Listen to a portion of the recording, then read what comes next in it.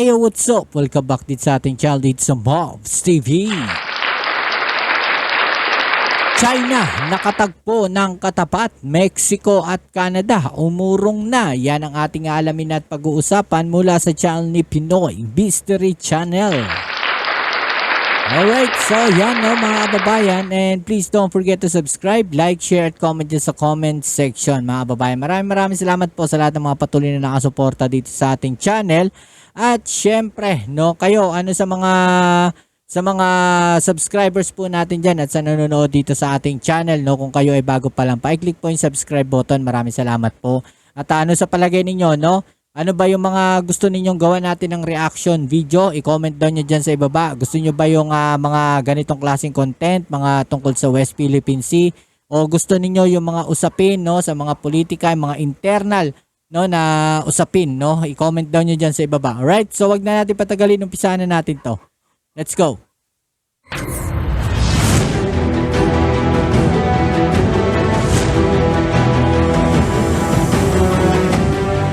Pambubuli ng China sa maliliit na bansa gamit ang kanilang higanting hukbong sandatahang militar upang suportahan ang Belt and Road Initiative. Walang pakundangan ng pagmamalabis ng mga inchik sa mga hindi makalaban sa kanila. Oo, ay ano na yan, no? Baga matik na yan mga kababayan. Dahil alam naman natin, no, na yan yung isa sa ginagawa ng China. Pag alam nilang hindi makakalaban sa kanila, no, talaga namang sasamantalahin nila yung mga bansa na yon, no? At kung alam nilang takot, no, na pumalag sa kanila, ganoon ang kanilang gagawin. Ibubuli nila, no, tatakutin nila, papakitaan nila o gagamitan nila, no, ng mga puwersa nila, no, yung sandatahan nila, hukbong sandatahan nila, 'di ba? Nakikita natin 'yan sa West Philippine Sea at dito po, no, sa mga karatig bansa natin, especially, no, Taiwan. Diba yung ginagawa nila sa Taiwan? Kitang-kita, obvious na obvious yung kanilang mga strategy, no, para mapayuko ang Taiwan, pinapakitaan nila o ginagamit nila yung kanilang hukbong sandatahan. Sa Asia, sa South America at Africa, nanghihimasok ang mga komunista sa komersyal na aspeto ng ekonomiya. Yung mga hindi nakabayad sa kanilang pautang ay kinukumpiska ang mga pag-aari. Oh, grabe, no? Siguradong magugulat ka sa malalaman mo na mukhang bumaliktad ang ihip ng hangin. Dahil kamakailan lang, nagsumbong ang China sa otoridad dahil sa nararanasan itong pambubuli sa kanila.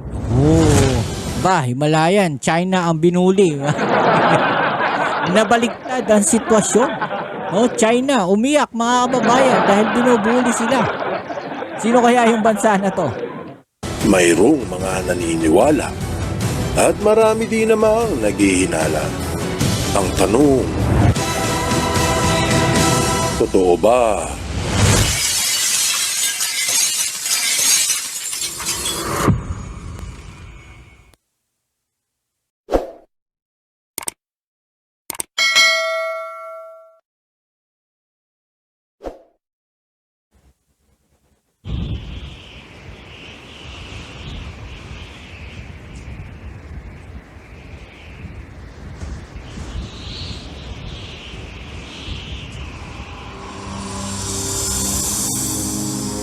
Unang araw ng buwan ng Pebrero, lumabas ang ulat mismo sa White House ng Amerika.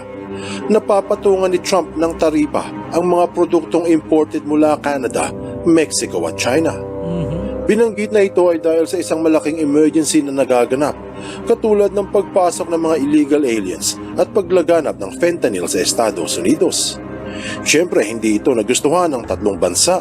Sinabi pa na hanggat hindi nalulutas ang problema sa droga, magpapataw si Trump ng 25% sa Canada at Mexico at 10% naman sa China. Ayon sa ulat, kasangkot ang pamahalaan ng Mexico sa mga drug cartel na nagluluwas ng droga.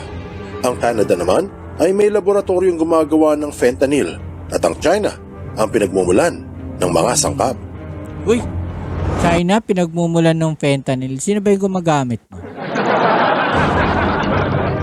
Kaila sa marami na hindi ito ang unang pagkakataon na nagpataw ng taripa si Trump sa China. Mula pa ng kumandidato ito noong taong 2017, pinuntirya na ng negosyante ang panlalamang ng mga komunista. Kung maaalala ang speech nito noong taong 2016. When I'm there, we turn it around, folks. We turn it around. We have a $500 billion deficit, trade deficit with China. We're going to turn it around, and we have the cards. Don't forget, we're like the piggy bank that's being robbed. We have the cards. We have a lot of power with China. When China doesn't want to fix the problem in North Korea, we say, sorry, folks, you got to fix the problem. Because we can't continue to allow China to rape our country, and that's what they're doing. It's the greatest theft in the history of the world. What China has done, and I like... Sinabi Grabe, noon no? pa ni Ang bigat nung sinabi na yun ni Donald Trump, no? Trump na mayroong Ibig sabihin, parang pinagsasamantalahan ng China, no, ang buong mundo.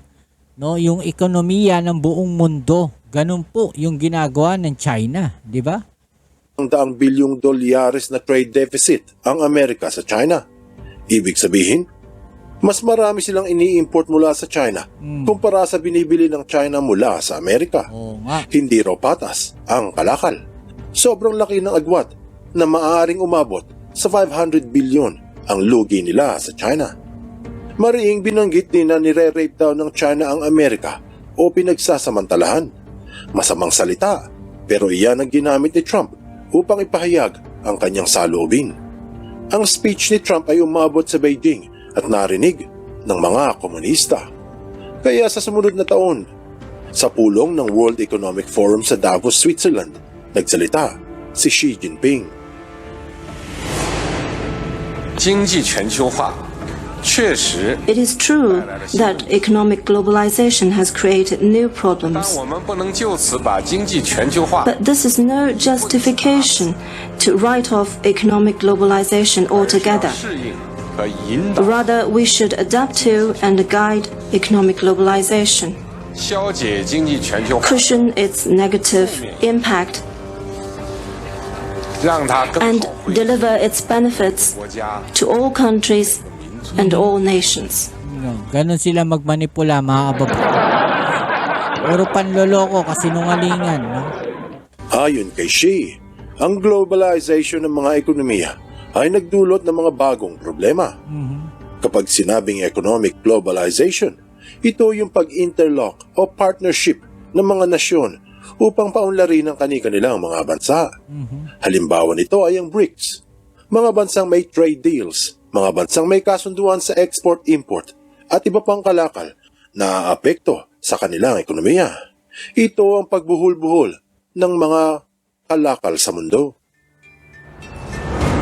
世界经济的大海，你要还是不要？ Whether you like it or not, the global economy is the big ocean that you cannot escape from. 想人为切断各国经济 Any attempt to cut off flows of capital, technologies, products, industries, and people between economies, 经济的大海， and channel the waters in the ocean back into isolated lakes and creeks. Hinalin tulad ni Xi Jinping na ang globalization ay parang karagatan na hindi maaaring maiwasan.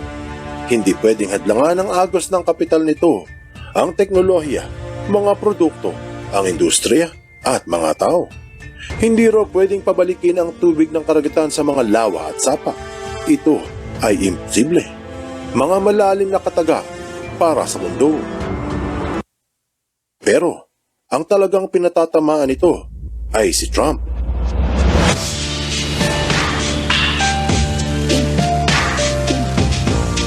Takot din talaga sila sa Amerika, eh.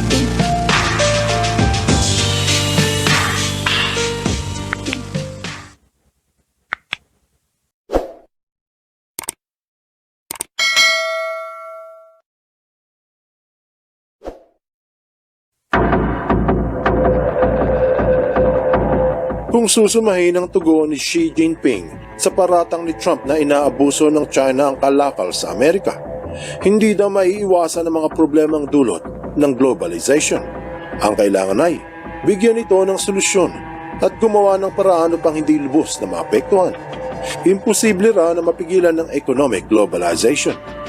Totoo naman ang sinabi ng pinuno ng Partido Komunista na kung may problema ay dapat hanapan ng solusyon. Subalit hindi ito ang sinasabi ni Trump. Hindi ang globalization ng mga ekonomiya ang reklamong tinutukoy, kung hindi ang pang-aabuso ng China.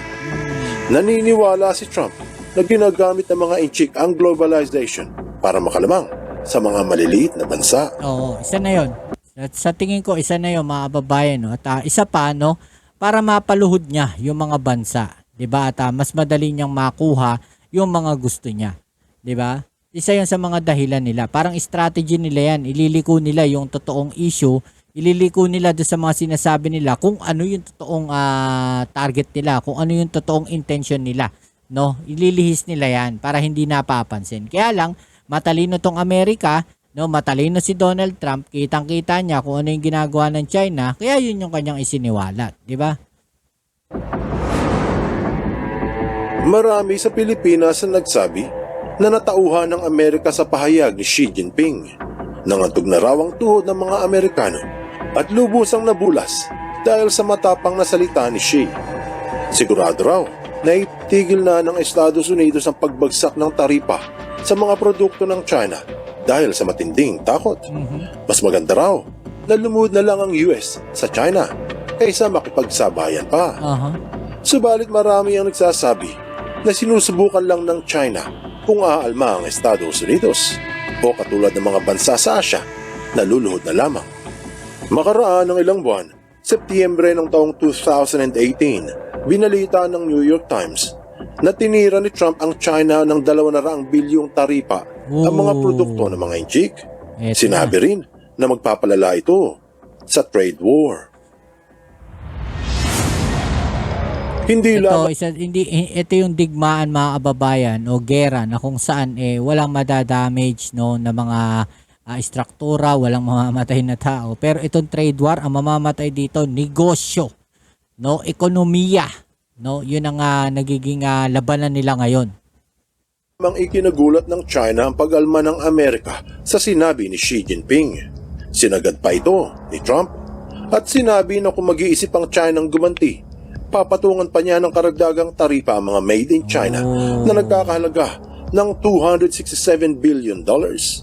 Inulat sa Reuters noong buwan ng Abril taong 2018 na gumanti ang China at nagbagsak ng 25% na taripa sa mga produkto ng US. Diba? Pero hindi nagpasindak ang Amerika dahil sa sumunod na araw, nagbagsak naman si Trump ng 25% na taripa sa China products.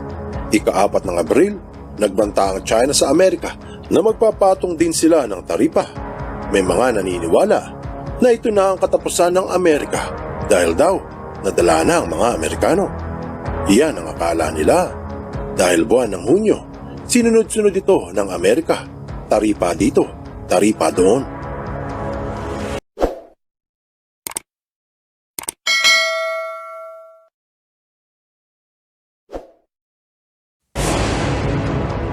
Bago matapos ang taong 2019, medyo natauhan ng China at nakipag-areglo kay Trump.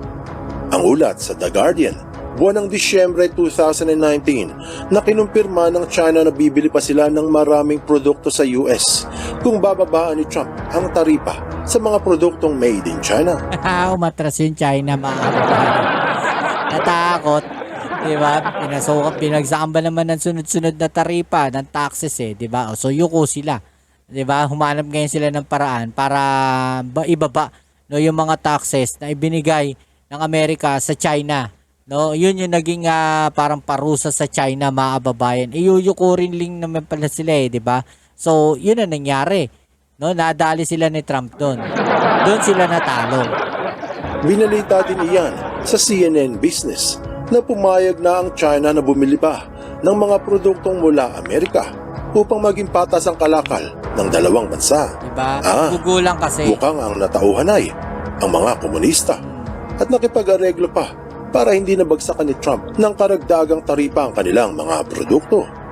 Dahil sa naganap, marami ang nagsasabi na may kinalaman ng China sa pagkatalo ni Trump noong taong 2020.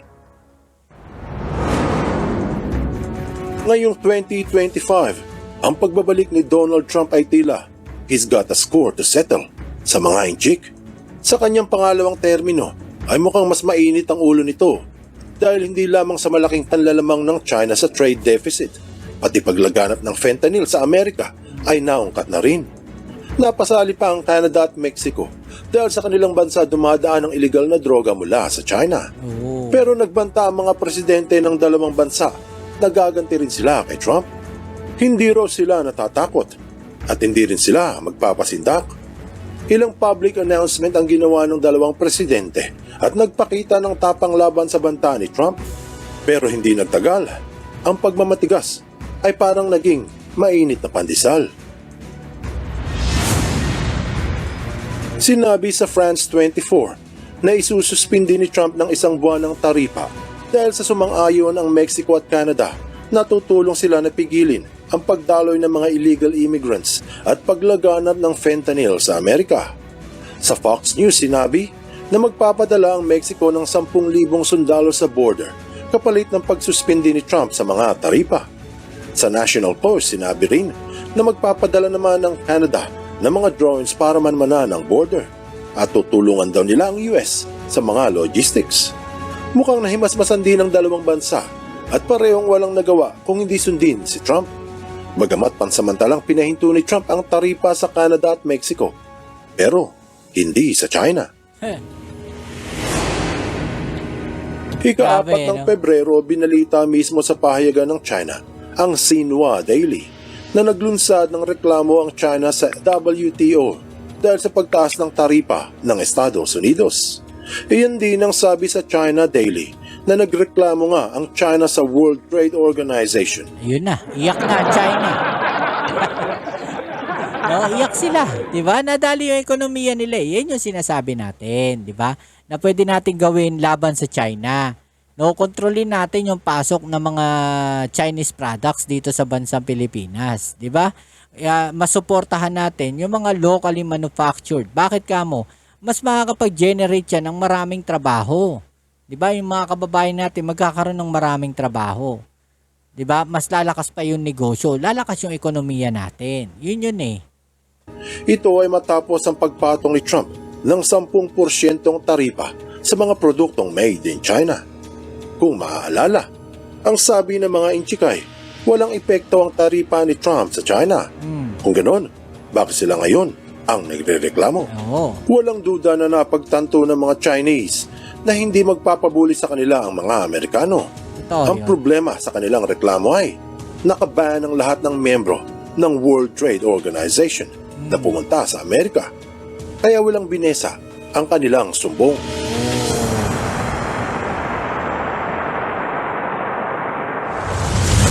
Anong aral ang mapupulot dito? Malinaw na ang pambubuli ng China sa maliliit na bansa gamit ang kanilang hukbong sandatahan at Belt and Road Initiative ay hanggang doon lang sa mga bansang walang laban. Pero mukhang nasaksihan ng mga komunista na iba ang banggaan kung malakas din ang kanilang kalaban. Sa trade war, hindi sila inurungan ni Trump noon at mukhang hindi rin sila urungan ngayong 2025. Kaya naman sa huli, sila pa ang nagsumbong sa WTO.